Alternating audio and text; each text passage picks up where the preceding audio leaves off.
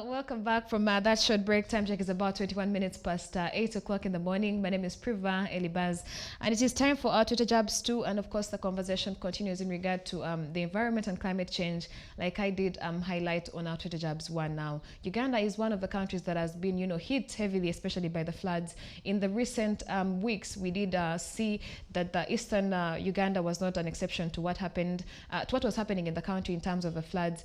We also see that now northern Uganda is suffering as well as Western Uganda. They are both suffering the consequences of, climate change in Uganda, and also as a result of, what we're doing for our environment to protect it. Are we doing enough, or are we not doing enough? So that's what we're going to be tapping into today in our conversation. And I am sitting down with Mr. Odoi John Bosco, who is a co-founder, Success Strategy, and he's also an environmentalist. I'm also sitting down with Mr. Ochom Okawulo Nathan, who is also an environmentalist. So today we're going to be tapping into the conversation on environment and climate change in Uganda. Good morning, gentlemen.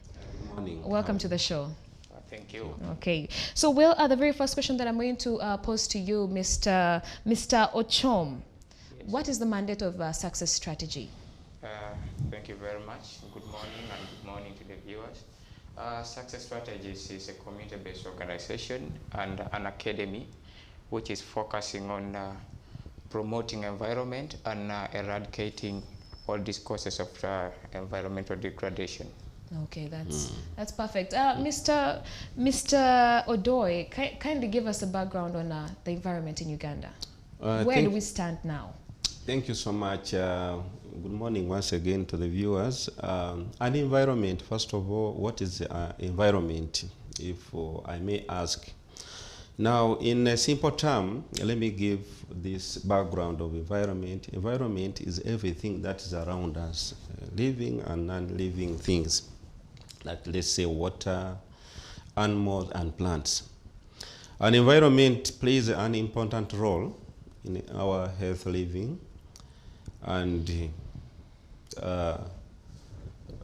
we all depend on that environment as human beings, and this is where we find our food, water, and other needs. And therefore, it is very, very important for every individual, those who are watching us and us here in the studio, to protect environment. It's very, very important. You've just been mentioning those areas in the country that have been greatly affected with the flood. But recently, yesterday, I think by one, there was a flooding around here, and somebody lost life. Why? Because people have refused to respect the environment. They do not know what environment is all about. So it's our obligation to come out and sensitize people about environment. They have to get to know what is environment, and when we are talking of environment, who is responsible? It is you and I. Yep. We're the stakeholders in this.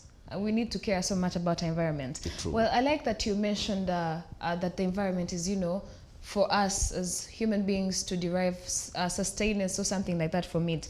But to what extent do you think the environment and the human activities have contributed to the current climate change in Uganda? To what extent? Yeah, you see, it's very, very important. That's a very important question. You see, very many people do not know to what extent this has put us, or this has caused this country. When you look at the areas, I've been traveling in this country, but when you reach the Mabira forest here, the forest you see here, these trees you see are just here along the roadside. But if you happen to go inside there, the forest has been greatly degraded, and people are cutting forests to plant sugarcane, and which sugarcane cannot do much.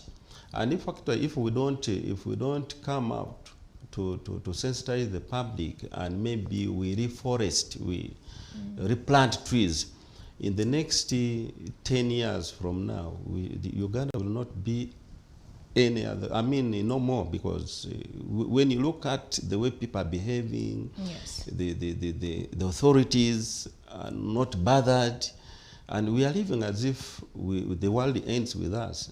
But the world is continue to exist. We shall live, and our children has to have a better life. So if we don't do it now, if we don't do that now, I'm telling you, we shall live to regret, and we shall leave this world unhappy. Unhappy. Yeah, so what we have to do is to make sure that we sensitize the public. When you go to Mabira and you see how it has been depleted, you can even cry tears. You can cry tears. So we are calling upon everyone here. I'm calling upon every government officials, be it a member of parliament. These authorities, they have power to sensitize people to continue planting trees so that we regreen our country. Yeah. When you come to my place here, where I stay in Namave area, the factories are mushrooming every the other day, but you don't see any green anywhere. And there's gas emission, that toxin that is emitted every morning and every day, every night. You don't know where it ends. It ends within us. And when we are talking of Namave, Namave is not very far. It's within the Kampala metropolitan area. So when we don't do anything to save the environment, because what is need to be there, to be done there, one is to involve the Uganda Investment Authority, because they are the ones who are bringing these investors. They know them, and make sure that each investor is instructed to plant trees before they do those investments of theirs, because we are not only for investment, but they should also invest in trees, because without these trees, the investments will not go on well. We are most likely to go to experience what happened in Bhopal city. That was in India in 1984. That was around December 2nd, 3rd there. So there was an explosion, and there was gas emission, and very many people lost their lives. Actually, the statistics says that 3,000 people died, and then 30,000 people were badly affected. So should we wait for that to happen here? Absolutely, absolutely not. We shouldn't. So when I made that research and I found that we have time, we still have time to mitigate and arrest this situation. So that's why we are here today, to sensitize the people, sensitize the government officials, and everybody concerned. It's not only government. This is nothing to do with only government. It's us, because environment is we are all living within the environment, and the environment is us. You see, so without us, we cannot. The environment will exist fine, but the environment cannot exist when we do not do what? Care for it. We don't care for it. So we need to put much it. care there, and sensitize everyone to come on board, so that we move together and we leave a better country for our children and generations to come. I totally agree. Mr. Ocho, Yes. what do you think is the biggest cause of environmental degradation in a country like Uganda? Oh, thank you once more, and good morning once more to the viewers. I think the major factor is human activities. You know, the wetlands are encroached daily. I know there is rapid population growth, and people are encroaching on wetlands. Probably most of the people even don't know that it's illegal to encroach, more so in the rural areas. So human activities are affecting most these environmental changes in the country. And besides that, also we have the development, like the industrializations, like my colleague has said. Every day the industries are maturing, but we are not implementing, we are not doing something to control the environment. Yeah. So they are basically industrialization and human activities, encroachment, etc., and lack of knowledge. People don't have, don't know, like they don't know how to put good agricultural practice in place. People are just doing agriculture anyhow. They don't know what their dangers are, and I think it's human activity and lack of information. Largely, it has contributed to the environmental degradation in our country. Yeah. Well, I would like to know, as success strategy, some of the challenges you've encountered in trying to preserve the environment. Oh, first of all, conserve it, yes. that is a very big challenge. You know, we secured. First of all, I would like to say thank you to our partner. We have National Forestry Authority. Yes. They are good, very partner. And these people, we've written to them and have given us seedlings of 10,000 seedlings, free of charge. Now, the challenge we've been facing is the drought that we have just come out of. I don't know. So we had the seedlings and we could not plant them. That's one, because of the drought. Two, we have mobility and sensitization. We need to sensitize people where we are going to plant trees. Because where you plant a tree, that tree should not die. We should make sure that that tree grows. Yes. So what happens, and when we come and plant tree, we shall not come back there and watch. So it's upon you, people who are surrounding those areas, to take care of the tree, water them, and ensure that the trees grow. What does that mean? That when the tree dies out, you buy and replace. So that that's what we call conserving the environment. Now, the challenge we are having is that the majority of people where we are doing this tree planting exercise, they are not yet sensitized. So they don't know. When you tell someone to plant a tree, it's like you are giving someone a punishment, you know? And what trees we are talking about? We have got so many different species of trees. But someone will only tell you that, for me, I need only fruit trees, which is okay. So we give you, and then you plant. But what you need also firewood tree, you need timber trees, because in future you can use the timber tree to cut, for cash. You cut it and sell it, and then you get money. But you must make sure that you replant. So the challenge we are having is that the majority of people are not yet sensitized. They are very totally green about the conservation of the environment. And that's why, once again, I would like to thank the CTV management and you, our host, to bring us here and shed more light about the tree planting to the society where we are doing it. Yeah. Wonderful. But the community lacks this information and they need to be sensitized to own this holistically. Okay, so as success strategy, I'm curious to know what solutions have you offered these communities in Uganda for the challenges they are facing to help them regain their environmental well-being? First of all, we are conducting research on environmental conservation and protection.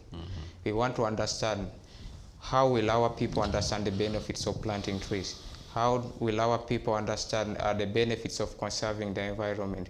How will our people switch from deforestation to other sources of energy so that they can continue without affecting the environment?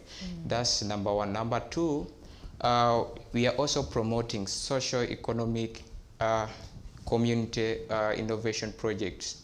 Like we're teaching people how to benefit from maybe solar energy, wind energy, basically knowledge. For us, we believe that education is a key. Oh, yes. When people are informed, they can we can avoid this disaster that is ongoing. Then number three, we are doing partnerships. We are calling people, the community people. Our partnership have been more so with the community people. Come and we plant trees together. Come, we conserve the environment together. Then also are making them understand the dangers of doing poor agricultural practices. Yes. etc. So we are at Success Strategies Africa. We want to work with a common person. Then also we're doing research that we're going to sell out to the government. Look, like we have seen what is happening in the US, people are planting trees with drones. If we can do that, we can achieve a larger coverage. Yes. Because statistics show us that every year in Uganda, 300,000 acres of land are cleared. There's a certain million trees cut down. And if this continues, by 2035, we shall have no trees. No trees. And people are encroaching on wetlands. For the last 50 years, we have lost 50% of our wetlands. So the pressure remains on these small existing wetlands, and people are reusing. That's why you see the soils are refilled everywhere in Namave. When floods come, we have seen in Mbale, floods are washing out the investors' factories. You know, they're washing out the crops, they're washing out, even people are dying. But people should have the knowledge. We are starting with the knowledge at Success Strategies Africa. Yes. Then number two, when people acquire the knowledge, we implement it on these economic, sustainable innovation practices. If people understand how to survive without destroying our environment, we think we shall have the cure to these ongoing practices. Yeah, he has just mentioned the factory that was washed away by the flood in Mbale, and government ended up compensating these people, the owner of the factory, a lot of billions of shillings. Now, if that billion of shillings was put to a good use somewhere, give the investor a good land where to construct a factory, you would have saved these billions of shillings. The taxpayers, yes. Taxpayers' money, you see. So I think our planners, they should plan well, because all this goes back to the planning authority. The physical planning aspect of yeah, so they have to study whatever they are doing, the project they are doing, where is this project viable for this place? If it isn't, then why shouldn't we look for somewhere where it is better suitable, and then we save what would have been there. Right. And what hurts to the common person, you have seen the areas affected by the floods. The government response is not as quicker. Yeah. So I call upon the government to have a quicker, maybe a vacation plan for these people, because people should not suffer. They should not wait for long. Sometimes the government reaches to the people when they have lost lives, when they have slept outside. So the government should really quicken its vacation plans and have them in place so that it's a priority. They don't wait for things to first happen. They don't wait for things to first happen. And also, I want the government to emphasize, at least in these industries, let them plant trees in the surrounding of these industries. Because whenever developments are, the soil loses stability. And then when these heavy rains come, it really impacts the environment negatively. That's why you see these factories are washed away. Let people plant trees. Let the government emphasize this in the investors. At least put a few trees in the surroundings of their factories. That is the calling from Success Strategies Africa to the government of Uganda. Well, I realize you keep mentioning industries as a human activity. Do you think it is deforestation or industrialization that has majorly contributed to the lack of people having the ability to conserve their own environment? Is it as a result of deforestation or industrialization? It's both. It's both. It is both. It's both. But majorly, when you look at the industries, they are constructed where they are not supposed to be. To be in the first place. Yeah, because when you look at the wetlands, all this flooding we are talking about, it's about the poor planning of the planning authority. You can't put because if you don't give the environment its buffer to sieve water and rain water and whatever, then the time will come when it will make the reverse. It will reverse, and when it retaliates, these are the outcomes we are seeing. You see people dying, buildings collapsing. Yes. Yeah, but we need people to plan. The government planning authority should come out with the physical planning and say this area is gazetted for environment. It is totally green and it should be green, you see. And that is our appeal, and it's why we are bringing success strategies, is bringing young people on board, and Okaula has been able to recruit so many young people, and we train them. We want them to know about the environment and change the mindset of the young generation. The young generation, so that even if we leave this world, we shall have known that we have left yes, some legacy behind. And just to add on a little, I think there's another cause of this environmental degradation, floods. It is, I think, new developments in the areas. You see, whenever they construct a road somewhere, also in the eastern Uganda, you see floods come and wash away. Yes. So the issue is, how are these roads made? What are the technologies put in place? Because they're also affecting the environment. I think the government should pay key attention on how these projects are done. They should be done better. The government, I think, should invest on these local companies. Let them improve the technology. I can give you an example of Buseka. If you see the way they've made that environment, the road, the roundabout, it's not affecting the environment. I think the project should be done well, because these effects affect most the common person down there. I think the government should pay keen attention on how these projects are done. And even as we're calling, it's a call to these project people that let us do work with due diligence, so that we don't affect the common person. Because who knows, it may be your place. You cannot stop the flooding, you know. You do it recklessly, then the effects affect your relative, your child at school. It's really hurting. We need to pay key attention to that as well. Yeah. Totally agree. Well, Mr. Odoi, what are some of the countries that we can learn from as Uganda in a bid to conserve our environment? Yeah, the country that we can learn about is, we have neighboring Rwanda here. For them, they are doing well, and I think I mean, it's good always to learn from a neighbor. If he does something good, pick up on it. Yeah. Rwanda is doing well on environmental issues, and I think we should borrow enough there. Now, if we don't do that, then we are most likely to experience what happened in Bhopal city, that is in India, as I said earlier on, in 1984. the year 1984. It happened, and there was a catastrophe there. So we shouldn't wait for that catastrophe to come to this country. This country will have the capacity to regreen this country within the next 5 years.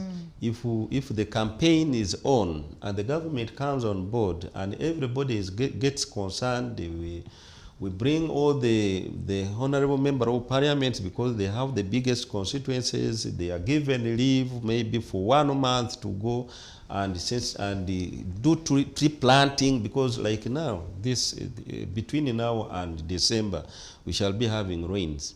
Yes. Yeah. So instead of people talking of nyege, blah blah blah, nyege fine. I don't condone it. I mean, I don't accept it here. But let's first save environment. Environment is very, very important. I'm not saying nyege is good. It's bad. But the energy shown on nyege last night is the same energy I want this honorable member of parliament to show on the environment. So if they come out proactively and they talk as they talked yesterday, I'm telling you, in the next 5 years, Uganda will be totally green, because they are trees which grows very fast. Yes. Within the next 5 years, Uganda will be totally green. Yeah. And I think to add on that, you know, what we could copy from Rwanda, you know, the way they manage their waste management. Yes. Yes. Because it's also an effect. Waste management is causing this to the environment. If instead of littering waste everywhere, let us reuse, recycle. That's why I was telling you at Success Strategies Africa, we are implementing social, economic, community-based, innovative, creative ideas, whereby we're encouraging the people to reuse this waste so that they don't go and flood somewhere. You know, the impact of waste to the environment. Okay, totally agree with that. But let's talk about the climate change. What do you think is causing a rift in Uganda's seasonal climate? Because you realize the seasons have changed. Back in the day, we used to have heavy rains in different months, but as this year has come along, we've realized that there's been a shift in the climate seasons in Uganda. Why is that so? What's causing that rift? It's basically deforestation. People cut trees, and these mushrooming industries, the gas toxin emission that comes out also affects the rain. So, in fact, I was listening to His Excellency, I think last month, towards the end there, he was meeting a certain group of people. I didn't know who they are, but he even commented and said that he has never experienced this in his life. So I'm calling upon His Excellency to come on board and support us. And we work jointly to make sure that we regreen this country.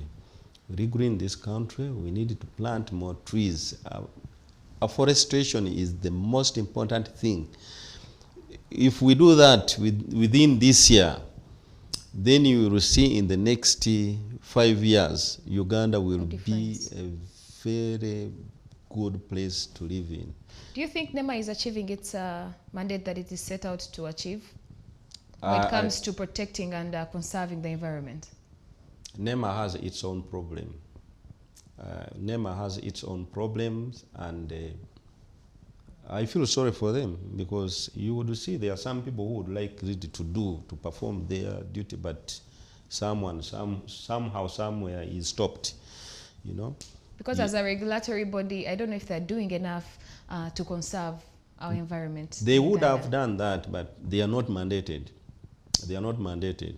Though the law is there, but the moment they come out and everybody's phones, I don't know. Do you in any way, a success strategy, have a working relationship with NEMA? No, we have not yet. Actually, we are engaging some government institutions. So far, we've been talking to UNOC, because we are discussing still with UNOC, because they have the same ideology like ours, regreening the country. They are planning to plant over 40 million trees.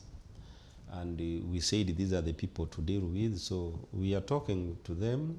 NEMA we haven't. NFA, we are doing well with NFA. I think those government parastatals, National Forestry Authority. Yes, so for them, we are together, and they are with us, and they know what we do, and they support us. But okay. NEMA we've not really engaged in NEMA, and if they are watching us, please, they can invite us. Then we talk, we give them our objectives, and then we see whether we can move together. And make some recommendations. Well, Mr. Ochom, Uganda's population is majorly comprised of youths, and I believe you're also a youth.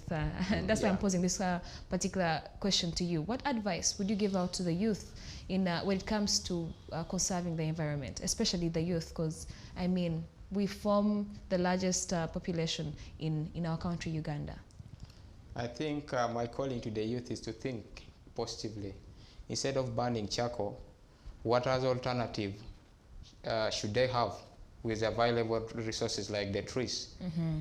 What should they use the trees instead of cutting them? You can do bee farming, you can do poultry, you can maybe get so many other things. So to think beyond the afforestation, beyond destruction of the environment. That's what I would tell the youth. Let you think. My father used to tell me, because he's a farmer, when there are 10 farmers in the village, when others are waiting for the rain, for him always he says, what if it doesn't rain? So that's the same message I'm telling to giving the youth. What if the forests were not there? How could we survive? That'd be your alternative. Yes, what would be the alternative? So that is my message to the youth. Mr. Odoi, any message to the youth out there? Message to the youth, they should actually emulate what Nathan is doing, and I'm encouraging them to follow suit, and then come and join hands together with us, and then we make sure that we regreen this country, because this country belongs to them. For us, we are leaving tomorrow, and we want to leave a legacy. You know, there are some unsung heroes. So I thank you because you are unsung hero. You have hosted us here, and you don't know how many people you have impacted their life. Differently. By only doing this, airing this on air, you have impacted so many people's life out there. So, and would like to thank you and the management, because you are one of the youth. Yes, when we yes, are talking I am. about we are one of the youth. Yeah. So the other youth should follow suit. They should come to you. You should come to them, and you should pass over this information to them so that we have a better Uganda. We have a better Uganda. Yeah. Okay. And also, just I think my calling to the youth, we are continuing to do our projects of tree planting and research. Let them join us together with that in our hands together. We are dirty in our hands not because we want them to be dirty, but because of tomorrow. So let the youth join us. Even we want to partner with them in terms of research. What can we present out there? Let the youth join us at Success Strategies Africa, so that we can we shall be in position to transform not only the environment but the lives. Because if people can earn a living from good environmental measures, that's transformation. And at Success Strategies Africa, transformation is a key. This activity should change lives, because the carbon dioxide rates up there in the atmosphere are very high. So if we plant trees, we lower the carbon dioxide rates. People live long. These are trees we're planting. Some are medicinal. Yes. That's also a benefit. These are fruits people will eat. You can even, I saw some youth taking jackfruits, exporting this small jackfruit. It's an opportunity. And that's achievable even to our economy if we plant these trees. But if you think of cutting, we cannot achieve our good economic status. Yes. Yeah. So as we wrap up the show, do you have any recommendations to the government that you think they should pick upon as they try to conserve Uganda's environment? Yeah, they should actually join us. The government can invite us, and then we strategize how to do this together. Because what we want to do, we want to go beyond Uganda, by the way, because we believe that we can do this here in Uganda and then maybe outside Uganda, because we have the capacity. If government given the opportunity to link up with the government, we have the capacity of doing all this. He has mentioned that new technology of tree planting. Yes. If we can acquire those gadgets, I'm telling you, within the next 5 years, tree planting in Uganda would not be any more issue. You see?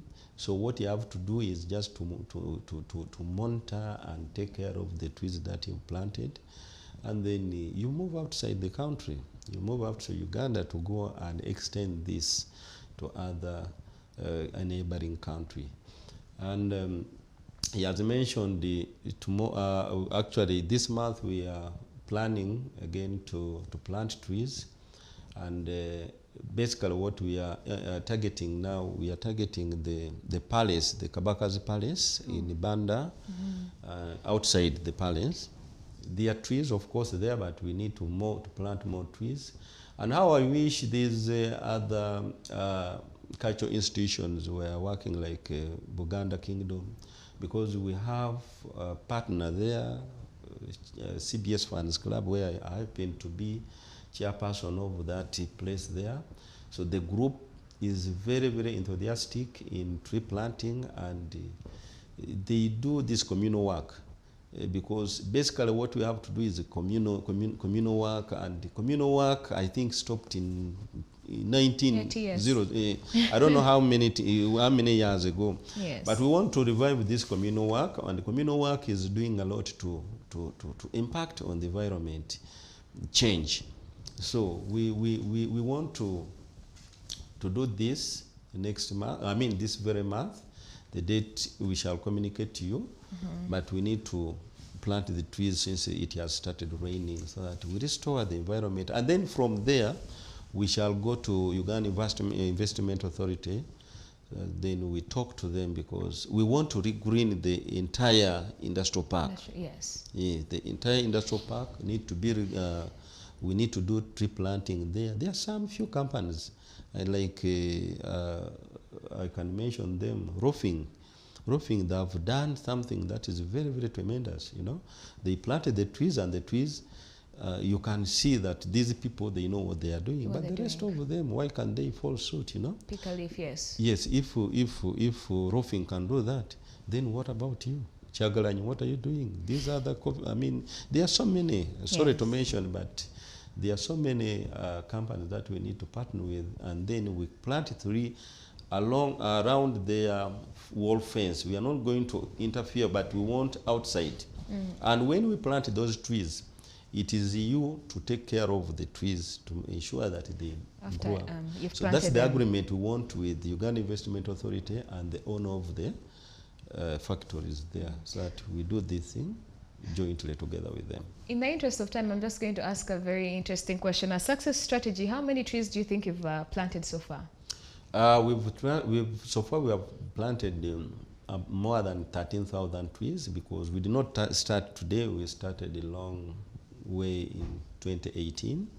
If you remember, there was Kabaka's commemoration for the 25 years that year. Yes. Yeah. So we planted those trees, and we named those trees jubilee trees. Actually, we have forests. Actually, church gave us land, and we 1.5 acres. We planted the trees there, and they are doing well. I planted trees myself in my compound, about 17 seedlings, and they are doing well. And some other people. And when you come to Bukasa area where we reside, you know, it's somehow green. It's not like these other areas. Well, that's very, very amazing. That is the amazing work that you're doing as success strategy. But in the interest of time, I'm going to ask for your final remarks in just 30 seconds. Anything that you would like to communicate to Ugandans that are watching the show right now, and yes, in your success strategy, your final remarks. Mine is a calling to you fellow Ugandans, government, and all stakeholders to join us, partner with us to promote environmental conservation and protection. Let them join us together so that we rescue our tomorrow for the better of our children and children's children to come. Yes. Absolutely. Well, thank you so much for joining us this morning from Success Strategy. We do appreciate you honoring our invite to be on the show. It's our pleasure. Well, I've been joined by Mr. Odoi John Bosco, who is a co-founder of Success Strategy and is an environmentalist as well. And I've also been joined by Mr. Ochom Okaulo Nathan, who is also an environmentalist. So together they've been giving, you know, insight on why Ugandans are suffering the way they are suffering, and how, of all things, human activity, largely industrialization as well as deforestation, have greatly contributed to the climate change, and how it is, you know, wavering every now and then. So I hope you out there as a Ugandan, you're going to play your part. If you must plant a tree, please do so. If you must convince another person to also plant a tree, please do so. But also, after you've planted the tree, don't just leave it to just, you know, survive on its own. Give it so much care, because at the end of the day, the people that are going to benefit are the next generation. So you must make sure that whatever you do, you conserve your environment, because you're not only doing it for yourselves, but also for the generations that are yet to come. Well, that's all I had for you this morning on our Twitter Jabs. We had an amazing conversation. I hope you're able to learn a thing or two about that. Of course, the conversation continues on our social media platforms. That is Facebook, Twitter, and Instagram at SEETV Uganda. We'll be back tomorrow, same time, 7 a.m. to 9 a.m. My name is Priva Elibaz. Good morning.